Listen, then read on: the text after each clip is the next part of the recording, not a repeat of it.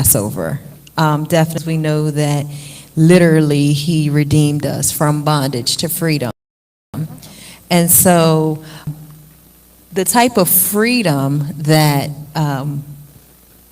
that the Most High delivered us from is called cherut in Hebrew. And it literally is different from the type of freedom we think about. So I'm going to go into a little bit of that. But first I'm going to read the scripture, Exodus 1, that this is all based around. And Yahuwah spoke to Moshe, "Go to Pharaoh and say to him, thus said Yahuwah, let my people go so they serve me." So we know that, our ancestors were in Egypt, and Egypt means bondage. And they were in Egypt, and Moshe went to Pharaoh and said, "Let my people go." The Most High is saying, "Let my people go, so that they may go and serve me." Not so that we may go and do what we want, but so that we may go and serve. Next slide.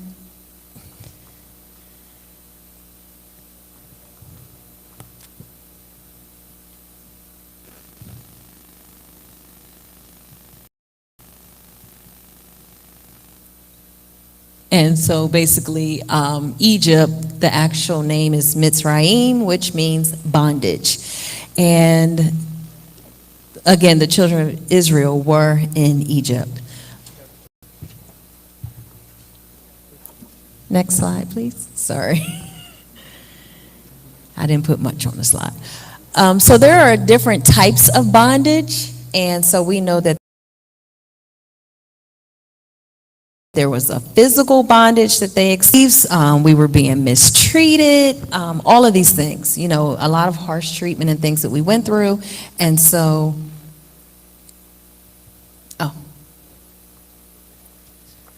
thank you. This might help. Okay, just forward. Okay, thank you. So there was physical bondage as well as spiritual bondage that we were going through, because how many of you know that you can untie a horse that has been tied for 10 years, but they will still stay in the same place, because even though they've been physically untied, mentally and spiritually, they're still bound. And we're going to talk about the spiritual bondage, because we will even see how what should have taken maybe 1 to 3 days to get from Egypt to the Promised Land actually took 40 years. And so that represents how a lot of times, the Most High has already given us the freedom from so many different things, but we still continue to in bondage because mentally we have not been freed, and mentally we have not accepted the freedom that he wants to give us. So again, something could have happened 30 years ago, and you're still bound to what happened to you 30 years ago. Or physically move from that place, you are still mentally and spiritually right there. So the children of Israel, our ancestors, delivered out of bondage into the wilderness. And so the wilderness was a place of where it took them away from everything that they knew, everything, all their comforts, because they even complained at one time to Moshe and said, "Well, why did you bring us out here? Did you bring us to die? And we were better off back in Egypt." How many times has the Most High tried to move us out of our comfort places, and we're like, "Well, I was better off back in my glorified prison," because that's really what it was. But because it was comfortable for us, that's where we wanted to stay. And so the wilderness was a good thing. It was a good thing because, again, it's taken us away from everything that's familiar, taking us from every comfort. It's pulling us into a place where it's just us and the Most High. It's just us and the Most High, and it represents a sense of the secret place, a place of this, to be intimate with Him and to get to know His Word and to get to know His voice. And in the wilderness of that, again, is a lot of times you can't get healed in the environment you got. So sometimes the Most High has to remove you from a place so that you can get healed, but it's up to you to go after freedom that is already available to you. So although you may not live in your parents' home where you suffered certain things, you still are literally as though you live there, because it's with you. Like, He's literally removed from it, and at the same time He gives you the ability to be free from it, but mentally and spiritually you were. So the wilderness was a good thing. It was a good thing because, again, it is a place to try to remove everything that is not like Yah.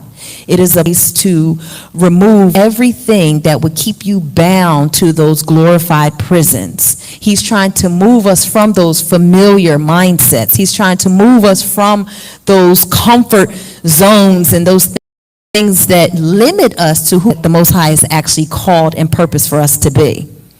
So the wilderness was for the purpose of seeing what was in your heart. Deuteronomy 8:1-3, all the commandments which I command thee this day, observe to do, that you may live and multiply and go in and possess the land which the Lord sware unto your fathers. And thou shalt remember all the way which Yahuwah, your Elohim, led thee these 40 in the wilderness, to humble thee, to prove thee, to know what was in thine heart, whether thou wouldest keep his commandments or no.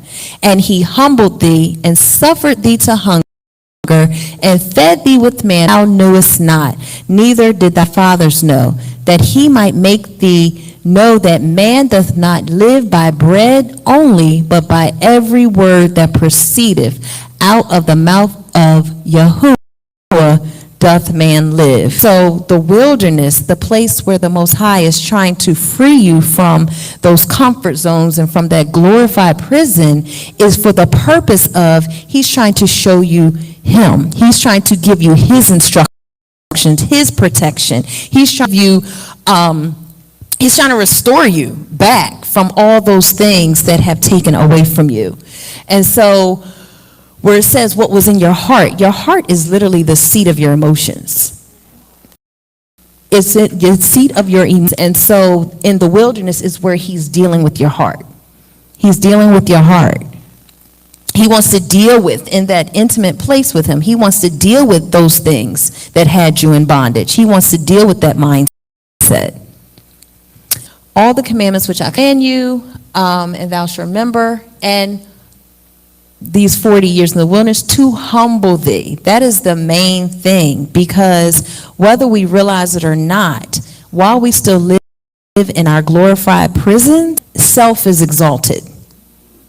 Even if we walk around in passivity, even if we walk, woe is me, look what happened to me, they did this to me, that is still self-exaltation, because you're still glorifying that glorified prison into you. And the Most High is trying to humble us and restore us.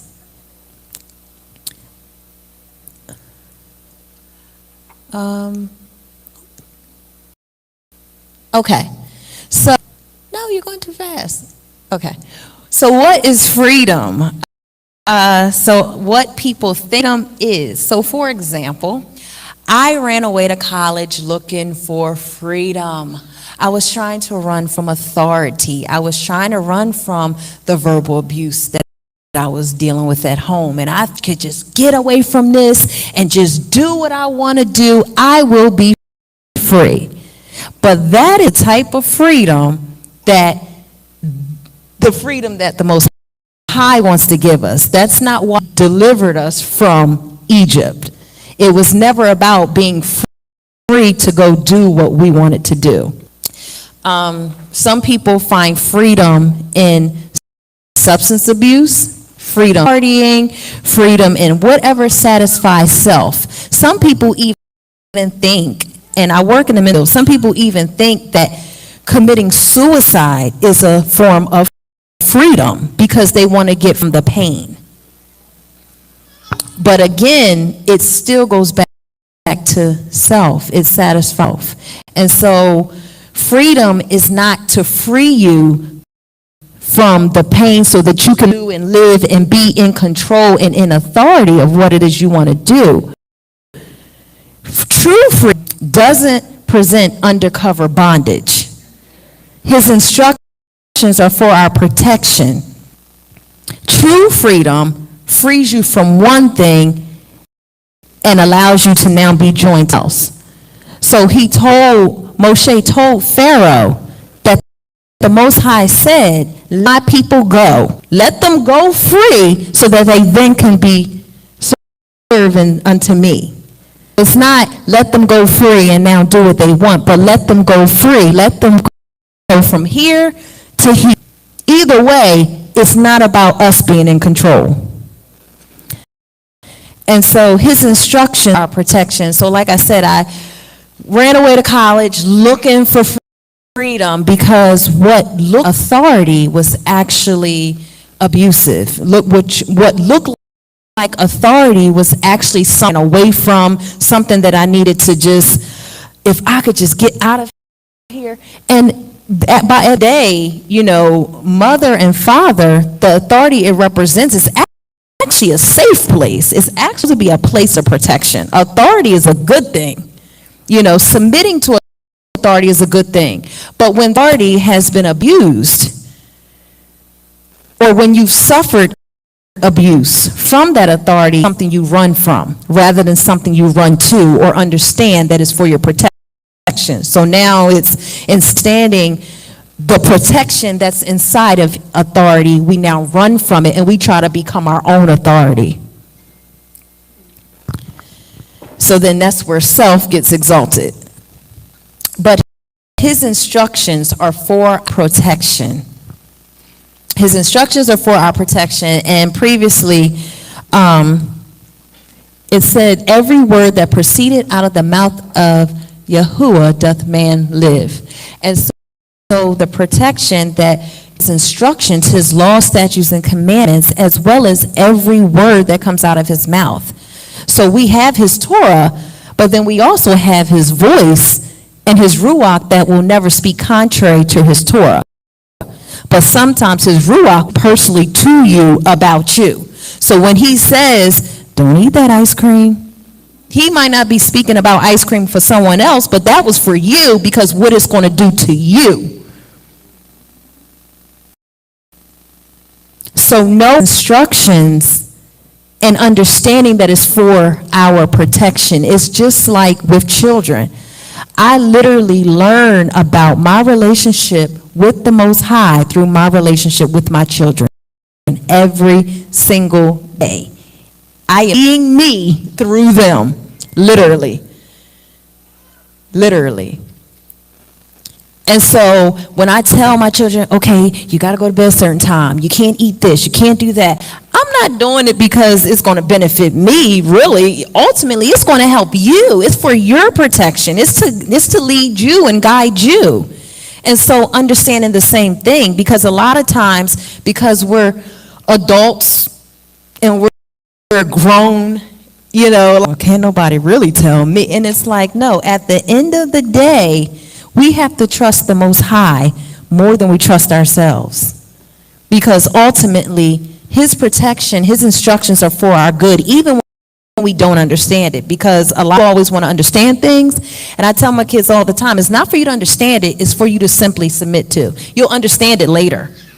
And it's the same with us. A lot of times we want to understand why Yah is saying and instructing us to do certain things, when it's not us understanding, it's about us simply obeying, because it's for our protection. And again, if we understood everything, then what would we need him for? He wants us to submit to his leading and his guidance, because our understanding is limited to what he knows. So there's a song that I was trying to get to play through, but it's by Malcolm Norwood, and I think Great Awakening has sung it as Sukkot. And when I say I fell in love with that song, I literally fell in love with that song because it was Shakah, and it was about freedom to worship and bow down to Yahuwah. And so it also, in it, has the word sharut, which is this form of freedom. You know, you're free from one thing to now become servant to someone else, which is really the Most High. And so, yeah. And you can speed through it a little bit because it's actually a little lengthy, but I had wanted y'all to hear a little bit of it because it's a lot with it. But she's basically saying freedom to worship, to bow down to Yahuwah. And we know that Exodus 20:3 says, "Thou shalt have no other gods or Elohims before." And so when we're bowing down to fear, when we're bowing down to insecurity, we're bowing down to pride, we are putting other gods before him. And so the Most High wants us to know that we have freedom to worship and bow down to him, because you bow down to two things at the same time. He's trying to let us know that we have freedom to bow down, to submit ourselves, leading to his instructions, to his word.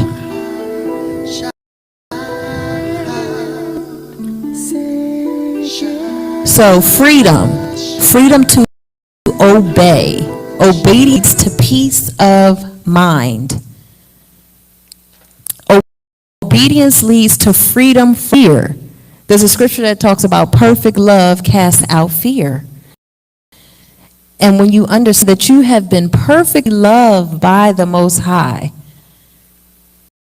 when you walk in that as a perfectly loved child, when you're no longer, walking in satisfying self and walking in, fear and walking in those things that happened, and walking in the need for control, and walking in anger, and walking in depression, and walking in those things, then you understand that perfect love casts out fear, because the opposite of love, fear.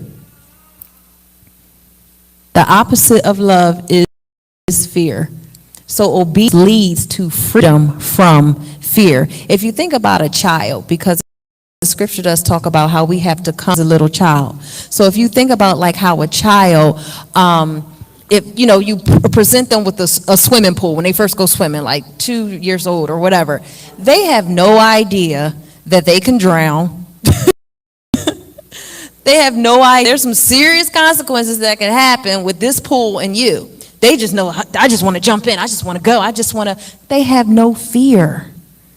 It's only once they're exposed to the consequences, now all of a sudden, that's how you have a lot of adults who I learn how to swim, because it's always something that happened to them or something they saw. So now they're not trying to, I'm not fooling with water, no.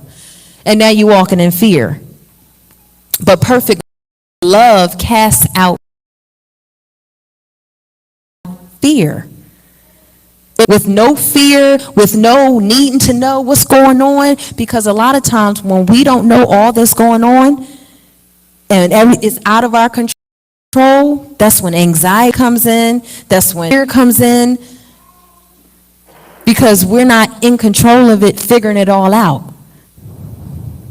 When it was never up to us to be in control and figure it all out. So perfect love casts out fear.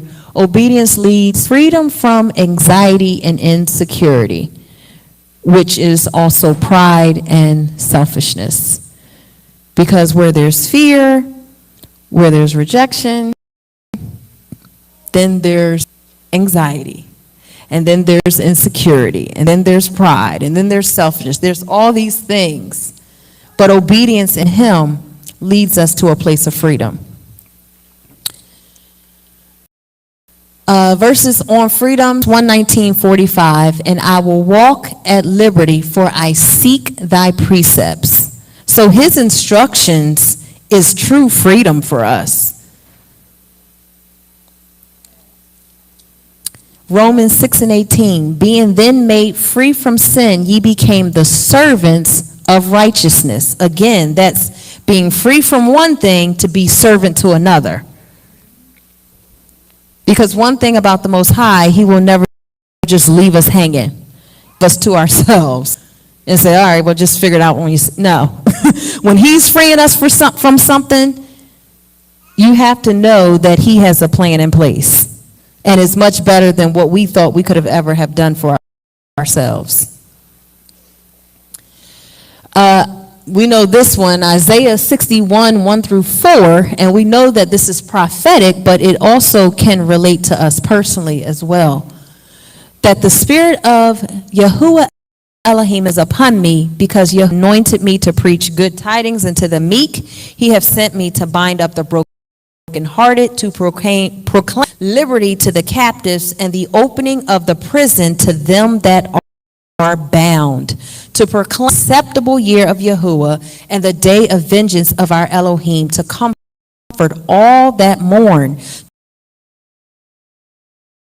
to appoint unto them that mourn in ashes the oil of joy for mourning, the garment of praise, heaviness, that they might be called trees of righteousness, of Yahuwah, that he might be glorified. And they shall build the old wastes, and they shall form desolations, and they shall repair the waste cities, the desolations of many generations. And that Yahuwah is in the process of restoring Israel, because we are supposed to help repair and rebuild the waste places, our families. You know, if we look at a lot of the dysfunction in our families, that can be considered as a waste place.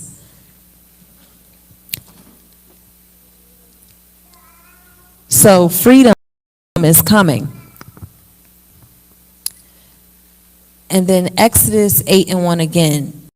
And Yahuwah spake unto Moses, go unto Pharaoh, and say unto him, thus saith Yahuwah, let my people go, they may serve me.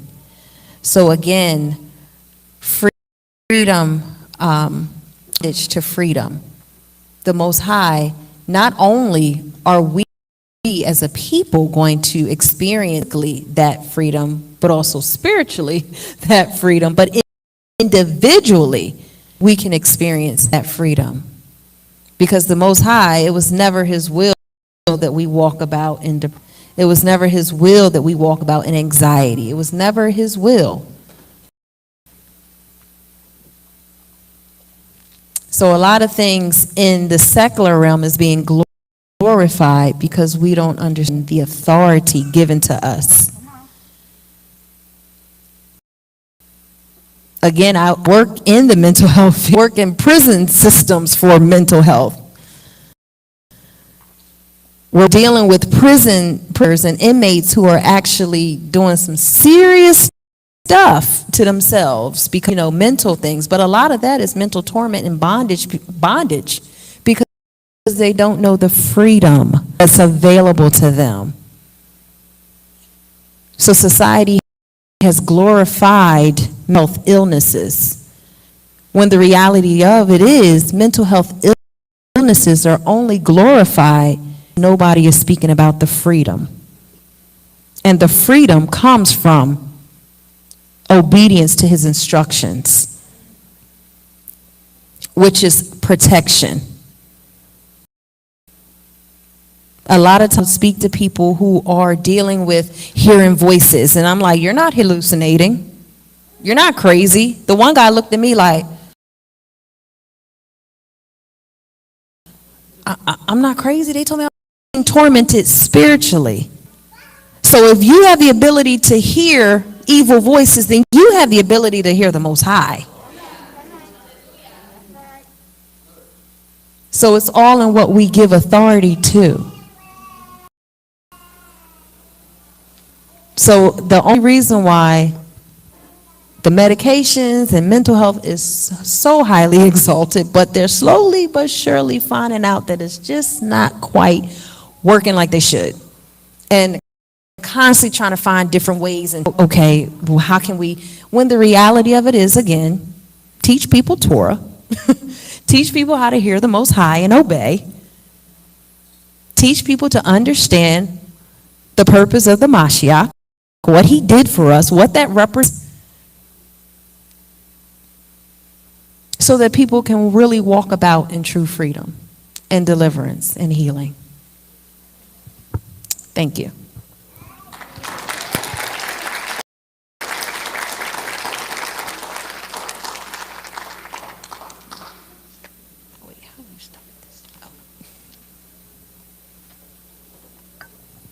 Please like and share the video. Please go to with Great Hebrew Awakening and please like the video. We appreciate it. Thank you.